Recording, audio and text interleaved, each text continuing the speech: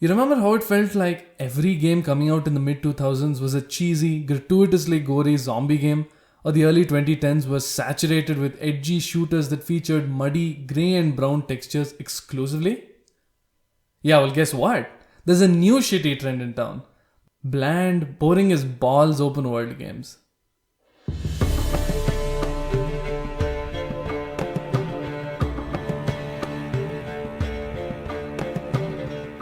Look, before we get off on the wrong foot here, let me just clarify that I actually really like open world games.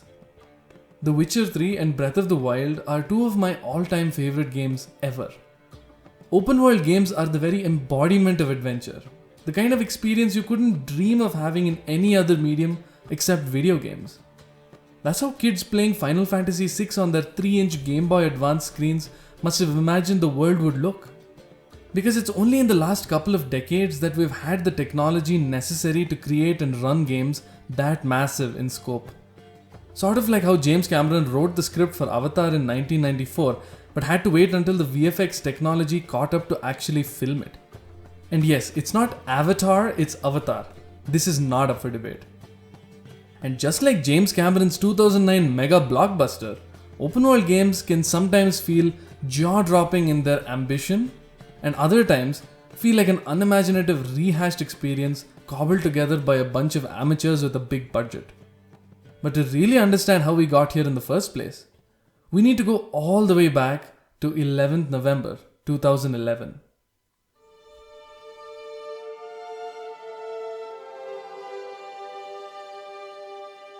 The Elder Scrolls V Skyrim isn't the first open world game to exist, not by a long shot. Games with wide open and freely explorable maps had existed in various shapes and forms since as far back as the 80s. I mean, they weren't much to look at, just super basic 8-bit RPGs that were mostly text and numbers and only appealed to the sweatiest nerds willing to put up with that sort of super basic interface. We've also had several open world GTA games, although those are a bit less RPG and more action. Skyrim wasn't even Bethesda's first open world game. Besides the 4 previous Elder Scrolls titles, they developed Fallout 3 and published Fallout New Vegas. They were the industry's go-to guys for open world games. But with the release of Skyrim, they changed the very face of the gaming industry. It's hard to pinpoint exactly what Skyrim did that made it so insanely popular. It carried over a lot of the same mechanics and ideas from Morrowind and Oblivion, and those games were just as rich with lore, interesting quests and role-playing possibilities as their successor. But Skyrim felt more grand. Computers and consoles had gotten powerful enough to generate vast, sweeping stretches of forest, grassland and cities full of people and animals and life. The quest design was more fully fleshed out than ever, and there were hundreds of options for combat and gameplay. There were dragons. There's something to be said about the role of imagination in narrative experiences, particularly ones where the audience is required to interact with the medium. Especially a role-playing game that puts you in the shoes of a character whose life story and decisions are dictated by your actions, you need to put a little extra effort as the player to bridge the gap between you and the game itself. It's why esoteric games like Dwarf Fortress or primitive RPGs like Ultima could only be popular with a relatively small group of hardcore fans.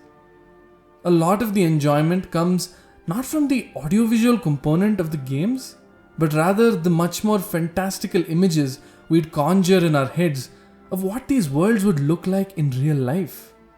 While movies could easily offer you striking visuals and heart-pumping action right in front of you, old school RPGs forced you to fill in the gaps with your imagination, sort of like reading a book. And not that many people were willing to put in that kind of effort for a video game. But with Skyrim, technology had advanced to the point where they didn't have to stretch their imagination so much anymore. The whole land of Skyrim was right there in front of them.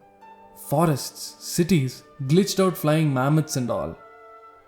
They could explore it for hours on end and admire the beauty of the sights and the sounds. The murmur of an icy stream flowing through the woods. The howling winds and swirling snow at the throat of the world. The townsfolk milling about the city of solitude, or the farmers setting their livestock out to graze in the Whiterun Hold. A thriving modding community meant that there was always a new, completely different way to experience the game, whether it was changing core gameplay mechanics or adding altogether new story content. It was almost like you were seeing, hearing, and living through fantasy classics like The Lord of the Rings or Wizard of the Earthsea. But I digress, although I will come back to the subject of role-playing in an episode very soon. Admittedly, even Skyrim is not without a laundry list of problems, including some super janky combat, hordes of glitches, and many uninspired fetch quests. But that doesn't mean it wasn't an absolute revelation in 2011. To date, it's their most successful games, having sold over 30 million copies. It signaled to the rest of the games industry that, you know what? Maybe these humongous open world games with district sized maps and near infinite replayability are actually worth all the effort. And much to my chagrin, they were right.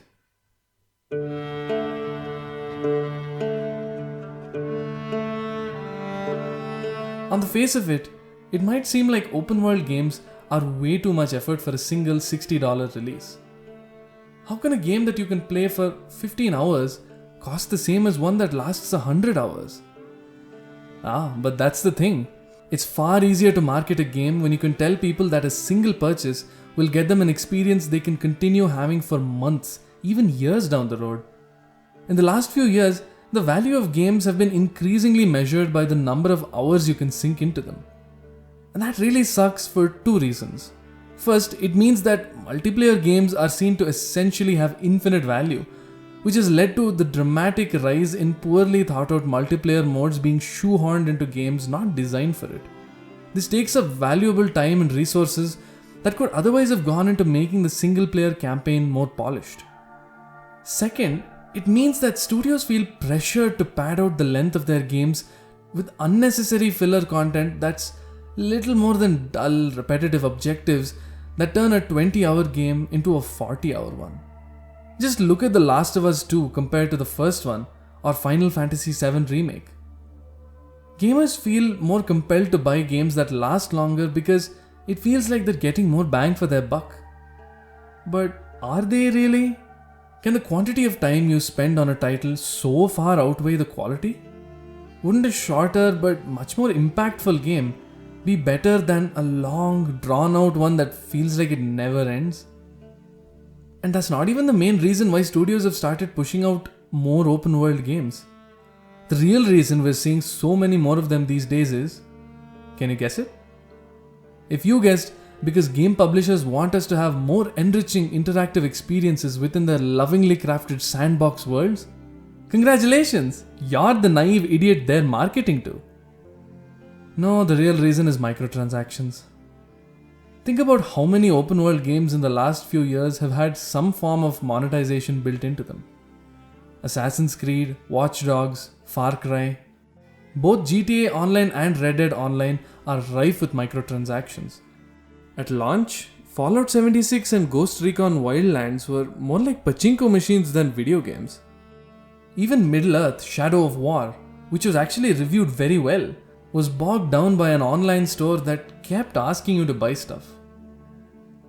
Open world games are kind of perfect for these sort of cheap monetization tactics. The open-ended nature of these games encourages the player to explore, keep interacting with the world, keep playing day after day, even if the stuff they're doing isn't particularly interesting or memorable.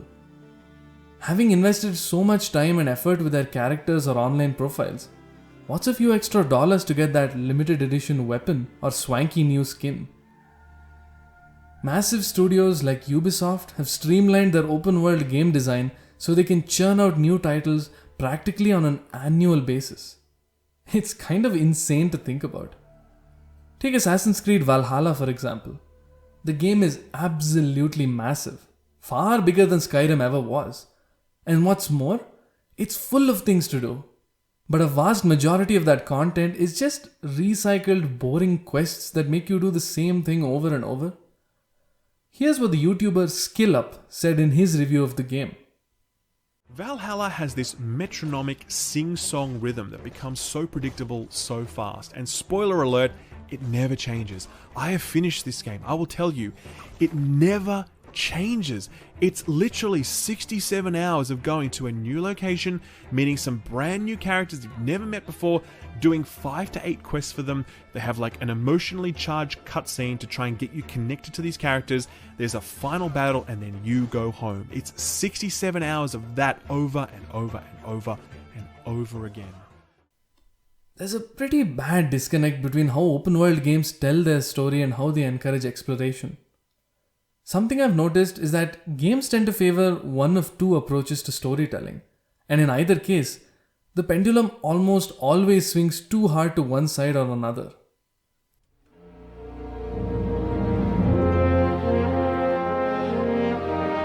The first one is the hands-off approach, where quest design is extremely open-ended and you can tackle the quest how you want and when you want. When done right, this can feel extremely empowering. I was playing Kingdom Come: Deliverance a while back and started this quest where I had to acquire a handful of prized items for a noblewoman's wedding. One of these items was a special cask of wine that only one man in the city was selling. When I went to him, he told me he'd donated it as the prize for winning an archery competition happening the next day. There were two things I could do here: go to the competition the next day and actually win it for myself, or buy the wine off the winner. So I woke up at sunrise the next morning and headed to the archery range. But I was a bit too early. There was no one else there. I spotted a small chest off to the side, and as any self-respecting RPG player, I went to loot it. And what do you know? The wine was sitting right there. It was the most hilariously accidental moment when I found that, and even though it's such a tiny, stupid thing, I still remember how thrilled I felt for being able to outsmart the system like that. It felt much more real than a video game when that happened, and I constantly look for moments like that when I play open world games. But this sort of game design has its fair share of problems. For one, the game has to account for an almost infinite variety of player actions, which means it becomes next to impossible to really get the player invested in the characters and the story being told. It becomes difficult to hold a compelling narrative when the player wants to do everything exactly in their own way. Scripted cinematic sequences are, by definition, impossible. And quests cannot specifically be designed to be played a certain way, like having you stealth your way past enemies or formulate a strategic plan of action, when the player has put all their skill points into combat and would much rather smash down the front door and kill everyone in sight. I think Watch Dogs Legion is a prime example of this.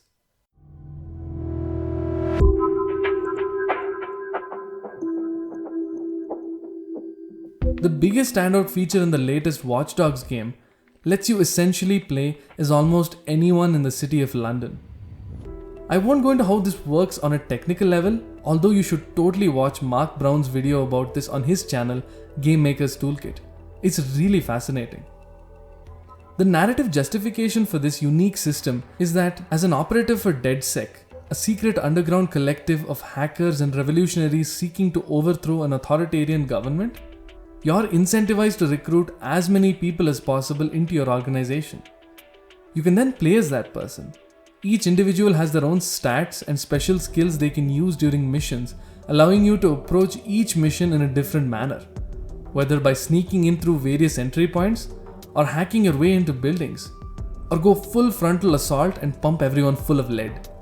And when one of these recruited characters dies, they're gone for good, so you need to be careful about how you play.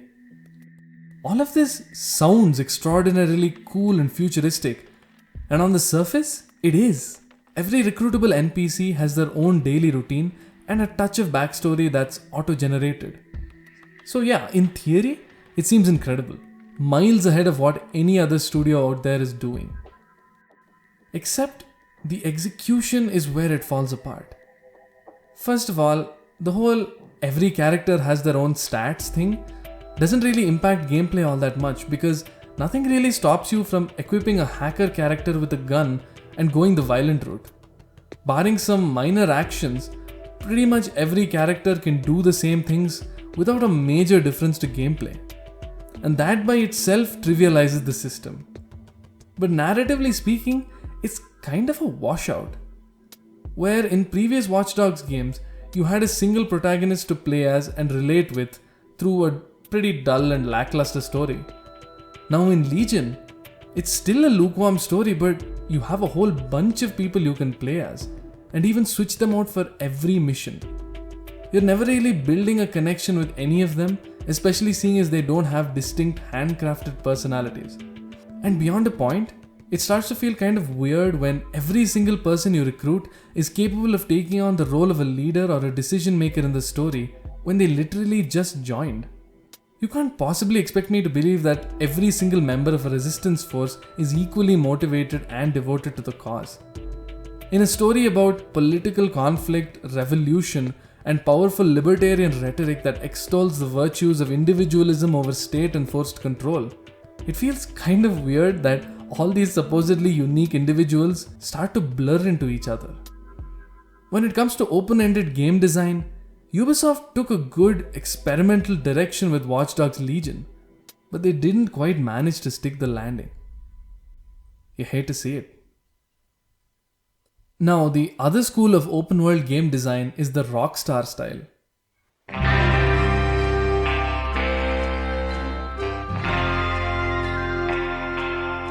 All of their open world games have this general gameplay loop. You have a big open world to explore with plenty of side activities, things to do and stuff to interact with, and then you have the missions. The missions in Rockstar games are almost always super linear and on rails. You can't tackle missions the way you want to. The game gives you an objective, a place to go or a thing to do, and you've got to do it exactly how the game tells you to. Deviating from the mission even a little is almost certainly going to lead to failure and having to replay that segment. My most recent experience with this style of open world game is Red Dead Redemption 2. My thoughts on this game are so perfectly encapsulated, just beautifully crystallized in this 20-second clip from a video by Nakey Jakey that I feel like I'm committing plagiarism just by talking about it. Because he hits the nail right on the head. The too long didn't give a shit version of this video is basically Red Dead Redemption 2 has some of the best writing and characters of any piece of fiction I've ever consumed. Arthur Morgan is easily my favorite protagonist from any Rockstar game. The game looks unreal and sounds like God, and the game does very little to improve on the same mission structure that Rockstar has been using for almost 20 years, and also that looking at the Metacritic score makes me feel like an insane man. So yeah, Rockstar undoubtedly, unquestionably makes some of the most brilliant, realistic, interactive, fully realized open world games out there.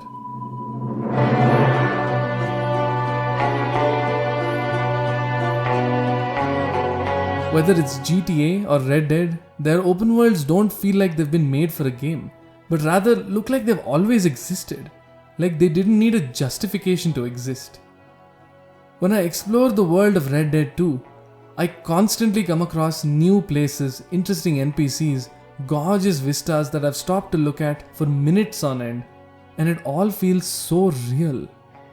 But then the missions, the real meat and bones of the story and gameplay, feel completely at odds with this beautiful open world. I can spend hours hunting deer in the wilderness, then stumble upon a couple of caravan bandits who can't open a chest they just stole, so I scare them off and steal the money stored inside. But the second I speak to an NPC who has a quest for me, I'm suddenly locked into a mission that I cannot get out of, can't even save the game in, and even the slightest deviation from my objective results in mission failure. Remember I was talking about the pendulum swinging between open-ended and closed game design? Red Dead 2 and Rockstar games in general show us what happens when the pendulum swings all the way back. It's difficult to reconcile these two halves. Is the game telling you to explore, or is it asking you to follow a specific path? What does it want? I get why Rockstar has gone with this mission structure for the past 20 years. Narratively speaking, Rockstar doesn't do emergent storytelling or role-playing. They're in the business of making games look and feel like movies. Their stories follow a set path, and beyond maybe a couple of slightly different endings based on a very limited set of choices, your experience with the main plot is almost going to be identical to mine. Their main stories are cinematic, heavily character driven, and most importantly, linear, almost to a fault. And therein lies my biggest problem with Red Dead 2. I love the story it tells. I cannot possibly conceive of a more delicately fleshed out cast of characters as Arthur Morgan, Dutch van der Linde, and the gang. And yet, I can't help but think that this format of storytelling is fundamentally incompatible with open world game design. After first giving you a taste of the freedom and near infinite possibilities of a wide open, fully explorable map, having that snatched away from you for hours at a time to fulfill narrative obligations feels like a jarring disconnect. The game is giving me mixed signals and that just pulls me out of the experience. With Red Dead 2, this feeling is exacerbated by the fact that if you actually look at the overarching narrative design and pacing of the game, it's actually set up perfectly for an open world game. I know I might be confusing you right now, but hear me out. If you watch a lot of videos or read a lot of articles about video games, you might have come across the term ludonarrative dissonance. It's when a game is trying to tell a particular story, but what the game makes you do as the player feels disconnected or at odds with the story. For example, in the Uncharted series, you play as Nathan Drake, a charming and witty treasure hunter who's actually a really sweet guy. But a good portion of the gameplay has you mowing down hundreds if not thousands of mercenary soldiers in order to get to that treasure first. It starts to feel really weird after a while because Drake doesn't come across as a homicidal psychopath who's willing to mass murder the population of a small country just to find a few bags of gold. But coming back to open world games, a lot of the most popular ones have these super urgent main quests where it really feels like you shouldn't be screwing around and doing side quests and exploring leisurely while the fate of the world hangs in the balance. The Witcher 3 is especially guilty of this. Geralt has a jolly old time doing side quests, killing monsters and banging sorceresses on the side, when he should really be in more of a hurry to find Ciri. Every main story quest has him scrambling after any clue he can possibly find to track her down, and he knows her life is in mortal danger. But in the meantime, why not just kick up his boots for a bit and sit down for a few rounds of Gwent? I hate it when open world games do this. They act like the world is ending tomorrow and you need to go save it ASAP, and simultaneously they shove a whole fistful of side quests and activities down your throat. Look, I love side content as much as the next guy, but the main story loses a lot of its narrative impact if it keeps telling me how urgent it is, but it's not actually making me do anything about it. This is exactly why Red Dead 2's narrative structure fits so well with open world gameplay. At its core, Red Dead 2 is about a gang of outlaws that are on the run from the authorities. They're setting up camp wherever they can, like a group of nomads, and trying to find ways to get food, make money, and settle down somewhere for good, all while trying to stay low and avoid the law. This is the perfect setup to the free-roaming exploration part of the game. If they're going to find food, Arthur needs to go out into the wilderness and hunt some animals. If they want to bring in more money to upgrade the camp and its amenities, Arthur is going to have to rob wagons, attack campsites of rival gangs, and do other odd jobs in the towns and countryside. And all the while, there's the constant looming danger of bounty hunters and police, especially as the gang leader Dutch starts to take you on riskier and riskier robbery missions. Every time the authorities find the current campsite, they're forced to move lock, stock and barrel to a new area of the map, which, if you hadn't explored already, now has a whole bunch of new quests and activities you can take on. There's no artificial sense of urgency to keep the main story feeling important, but there's still a mild sense of tension that keeps the exploration interesting. It's a great way to give the players a wide open world to explore and incentivize them to do so through activities, progression, side quests and story missions. And that's exactly why it pains me to see the game straitjacket the players to such a degree in the actual missions themselves. But there is one game that truly lives up to the gargantuan promise of open world freedom, exploration and experimentation. One game that doesn't just feel vast, open, and fully traversable? It is. And at least to me, is everything that open world games have been trying to be since they were first conceived.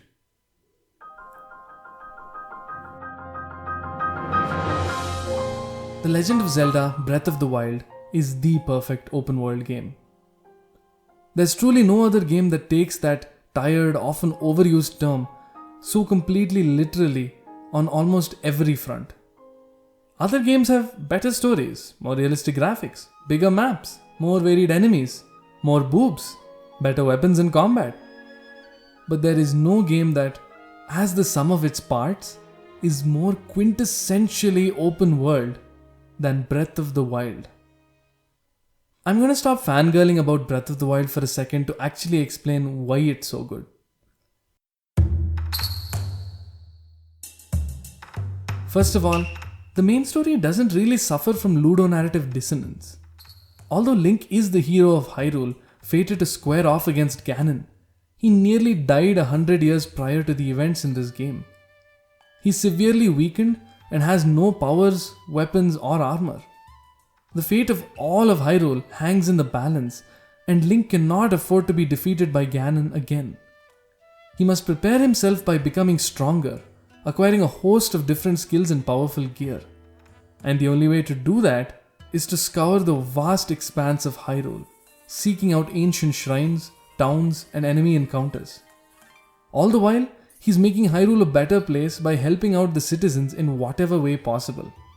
The best example of this would be the Tarrey Town quest, where Link must help build a whole new town from scratch and help populate it with merchants and craftspeople from all over the kingdom.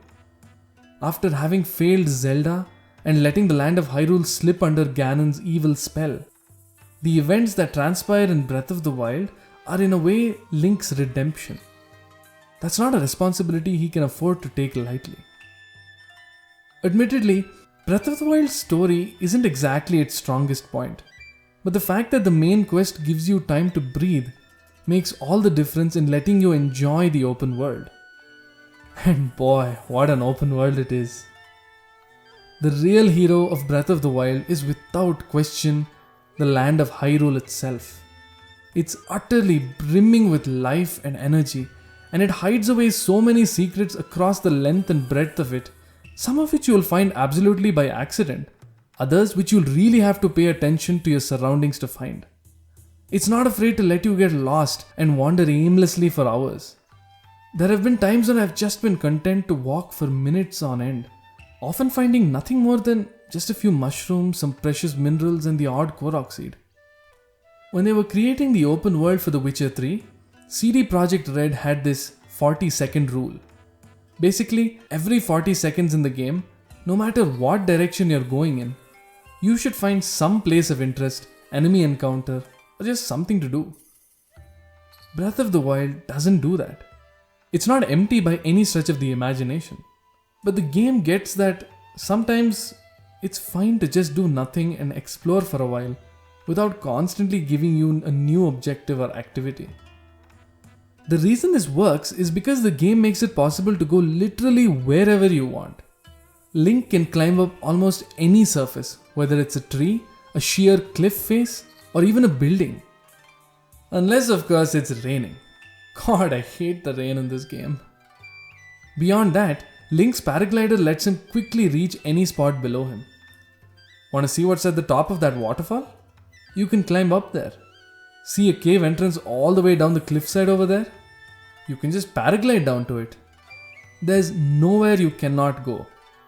In games like Skyrim, Witcher 3 or Red Dead 2, some hills or mountains are basically impassable because your character cannot cross such a steep slope. Breath of the Wild has none of those limitations, which means exploration in this game has an insane amount of verticality and geographical variety, because you can just as easily climb up a mountain as you can paraglide to the bottom of a canyon. The game knows this and hides all kinds of delicious secrets in these hard to reach parts of Hyrule. And you know what it doesn't do? Put goddamn question marks on the map so I know exactly where to find them. I hate it when open world games do this. Ubisoft games are especially guilty of this because they keep spamming this one basic gameplay loop. So there's a tower you need to climb to open up a new area in the map. It's heavily guarded, so in you go, killing all the enemies in sight, climb to the top, and you get all these new quest markers and points of interest in the area. Find the next tower, rinse and repeat. Great, now you have even more obnoxious icons strewn across your map that looks like someone rage quit a game of Scrabble. When a game gives me all these stupid icons and markers on my map, I feel obligated to go and do every single one, and that becomes boring, repetitive and exhausting. It starts to feel like I'm ticking items off a checklist. You know how Breath of the Wild solves this? It doesn't give you any map markers when you climb the towers. At all. It just opens up a new section of the map. Players who want to figure out where the secrets are will explore and find them, and the ones who don't want to will just skip it. There's no pressure to go and do everything. It's literally that easy.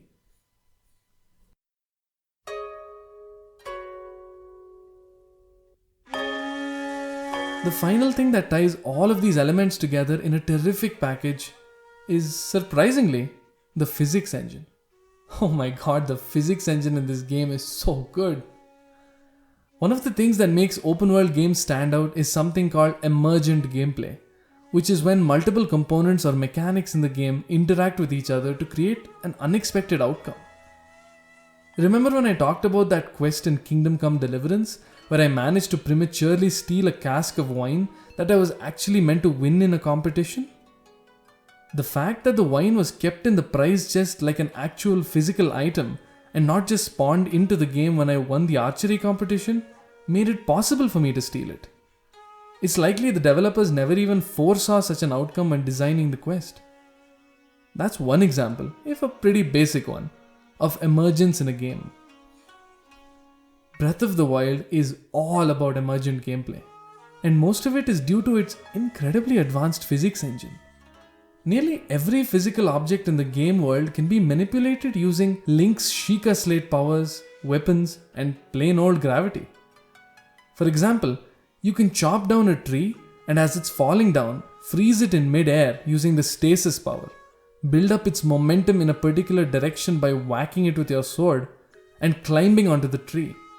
If you execute this right, when the stasis rune wears off, the tree gets launched like a ballistic missile in the direction you aimed, letting you cross a mile in just a few seconds. And it's not just physical objects. Electricity is influenced by the presence of metal or water.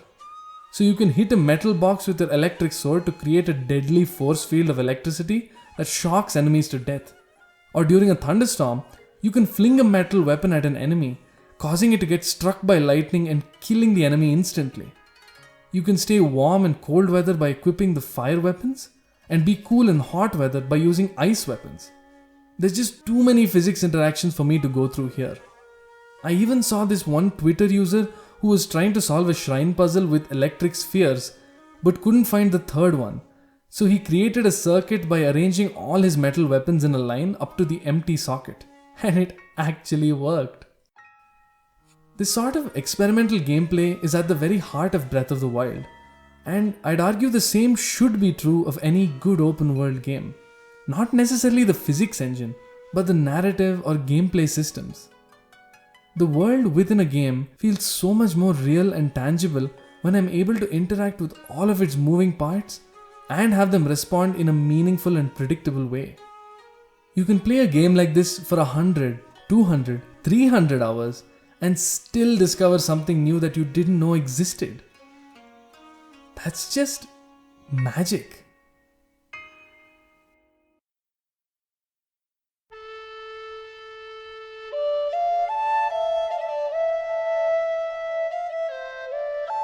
Open world games long ago made some very big promises. The map will be huge and free to explore. The quests will be emergent. The dialogue trees will be branching. The choices you make will have consequences. Of course, not every game needs to fulfill all of these criteria. That very well may be impossible. And besides, every game is trying to do something different technologically and artistically. But in the last few years, open world games have increasingly started to rely on the allure of offering hundreds of hours of gameplay that is dull, repetitive, and robotic. And that just sucks because some of the best games I've ever played are open world games. Many flagship titles from major studios boast the biggest explorable maps and the most content that we've ever seen. But so much of it feels like marketing fluff designed to hide shallow and unimaginative game design. If open world games are to truly live up to their immense potential to tell fascinating stories and create unforgettable gameplay moments, studios need to change how they approach open world design. I think that when devs put in this much care and detail into crafting the physical open worlds that we can see and play in, they need to start implementing the same level of thoughtful design into the deeper gameplay systems that lie underneath, the pillars and foundations that prop up these beautiful yet ultimately hollow artifices. Thanks so much for listening to this episode of Next Level Narrative. If you like this, please consider subscribing and sharing my channel with your friends who are into gaming. Join me in 2 weeks when I talk about the narrative design of Red Dead Redemption 2. This is your host, Anish Bhargav, signing out.